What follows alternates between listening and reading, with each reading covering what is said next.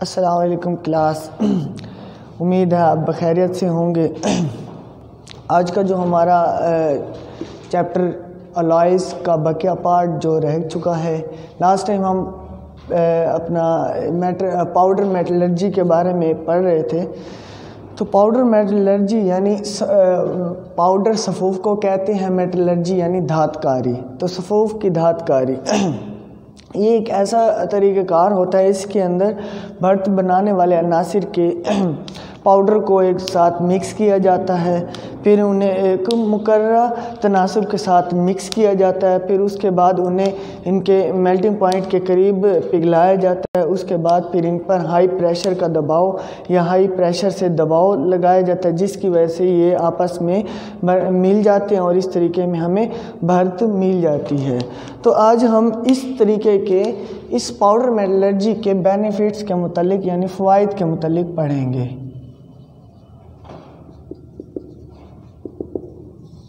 फ़ायदे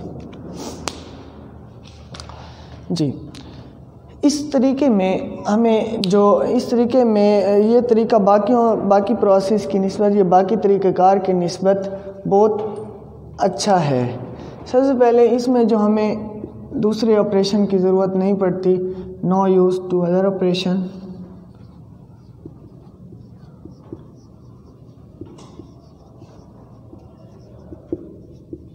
किसी और ऑपरेशन की ज़रूरत नहीं पड़ती। दूसरा, ये इसके अंदर पैदावारी शरह ज़्यादा होती है।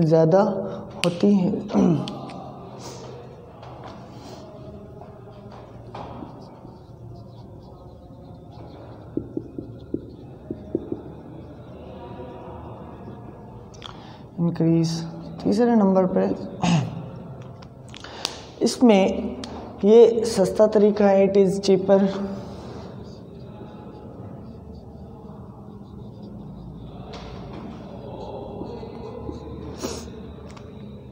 इसमें दूसरे ऑपरेशंस की ज़रूरत नहीं होती, पैदावारी शरह ज़्यादा होती है, सस्ता तरीका भी है, मटेरियल ज़ाया भी नहीं होते।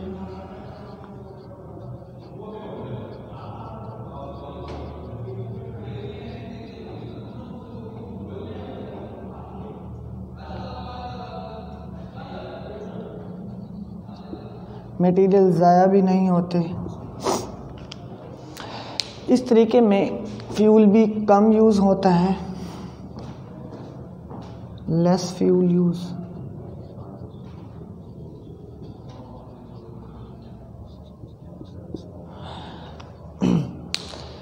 इस तरीके में जो मसामदार हमें भर्त मिलती है,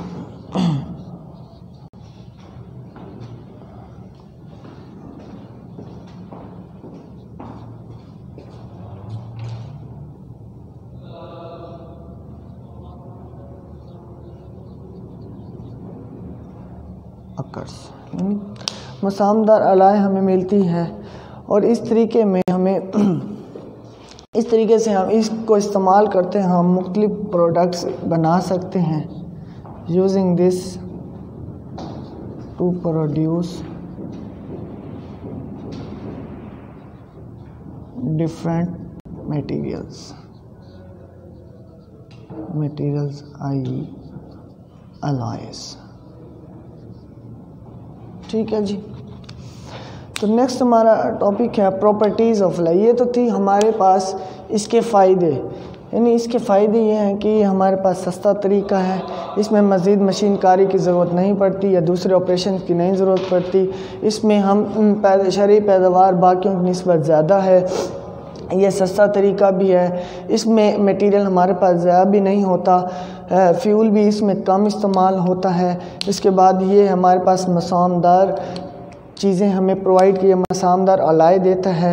इस तरीके को इस्तेमाल करते हैं हम मुख्तलिफ भर्तें बना सकते हैं।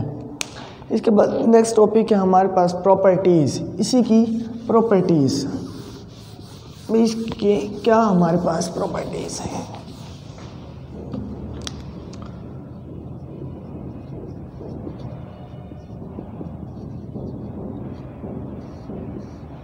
इसकी खसूसियात, प्रॉपर्टीज़ ऑफ फ्लाई, इसकी खसूसियात जो हैं कुदरती मटीरियल बर्थ कुदरती मटीरियल से ज़्यादा मजबूत होते हैं। बर्तों की खसूसियात मुख्तलिफ़ खसूसियात होते हैं जिनका इसार मौजूद मुख्तलिफ़ अनासिर और इनकी मिकदार पर होता है। तो सबसे पहली जो है देखने में पुरकशिश यानी विजुअल अट्रैक्शन,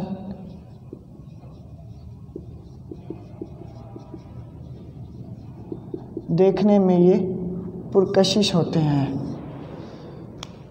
देखने में बर्थ कुदरती मटेरियल से मजबूत होते हैं। इसका पहला यानी खसूसियत ये हो गई, जो अपना खालिस मटेरियल होता है वो नरम होता है, जबकि जो अलॉयज़ हैं ये हमारे पास स्ट्रेंथ में ज़्यादा होते हैं यानी मजबूत ज़्यादा होते हैं। बर्तों की मुख्तलिफ ये देखने में खूबसूरत और पुरकशिश होते हैं, जैसा कि हमारे पास ब्रास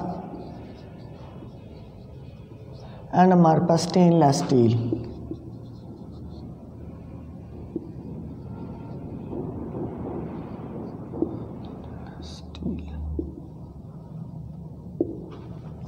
जी, ये हमारे पास विजुअल अट्रैक्शन यानी देखने में पुरकशिश और ख़ूबसूरत होते हैं। ठीक है, नेक्स्ट है हमारे पास इसकी सेकंड प्रॉपर्टी है हार्डनेस,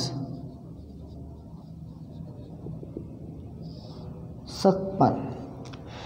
ये खालिस धातों की निस्बत ज़्यादा मजबूत होते हैं, सख्त होते हैं, और जैसा कि कार्बन स्टील, स्टेनलेस स्टील ये इसकी मिसाल है। कांसी का तमगा वगैरह ये सारा कुछ इसी की मिसाल में आ जाता है। थर्ड प्रॉपर्टी जो हमारे पास इसकी है वो ये है कीमियाई रिएक्टिविटी।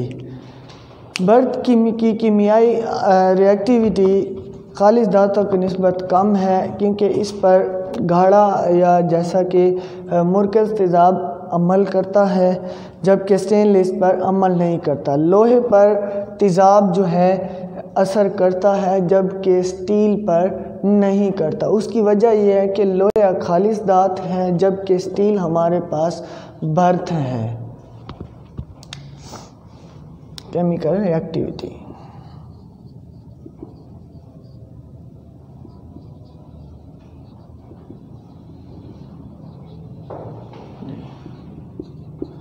चौथी प्रॉपर्टीज़ है हमारे पास रंग, कलर।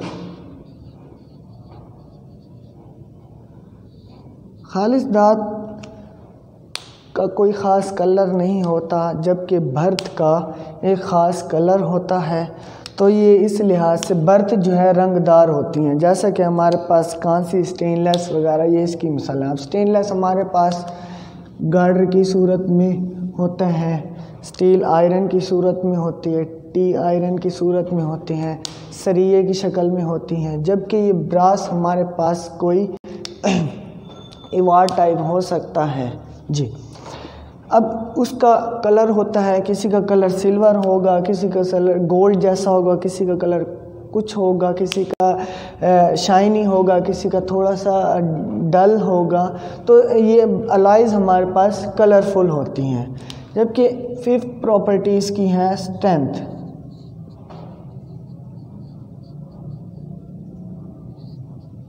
खालिस धात की निस्बत बर्थ की मजबूती ज़्यादा होती है।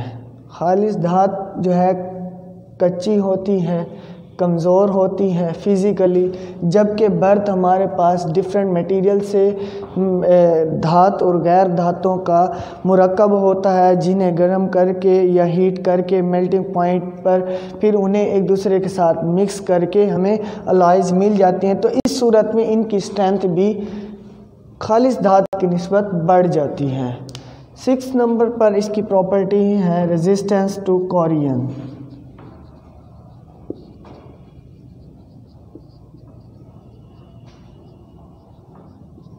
यानी जंगारी से के ख़िलाफ़ मुज़ाहमत।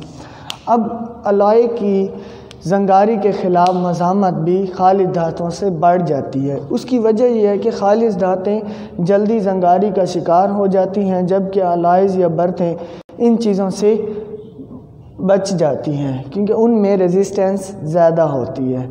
नेक्स्ट है हमारे पास इलेक्ट्रिक कंडक्टिविटी।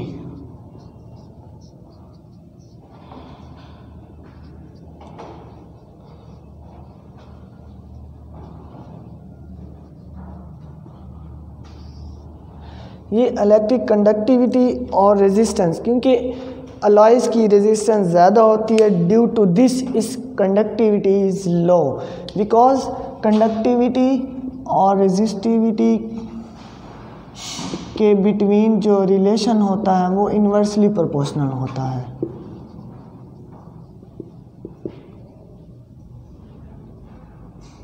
इनके बिटवीन रेजिस्टेंस और कंडक्टिविटी इन्वर्सली रिलेशन होता है।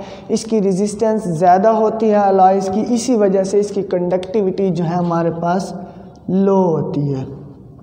कंडक्टिविटी खालिस धातुओं की निस्बत इसकी कंडक्टिविटी हमारे पास जो है इज़ लो, कंडक्टिविटी हमारे पास इधर लो होती है। खालिस धातुओं में से इजीली इलेक्ट्रिक करंट या कंडक्शन इजीली होती हैं, जबकि अलॉयज़ के अंदर कंडक्टिविटी नहीं होती। नेक्स्ट है हमारे पास इसका 8 प्रॉपर्टी है मेल्टिंग पॉइंट।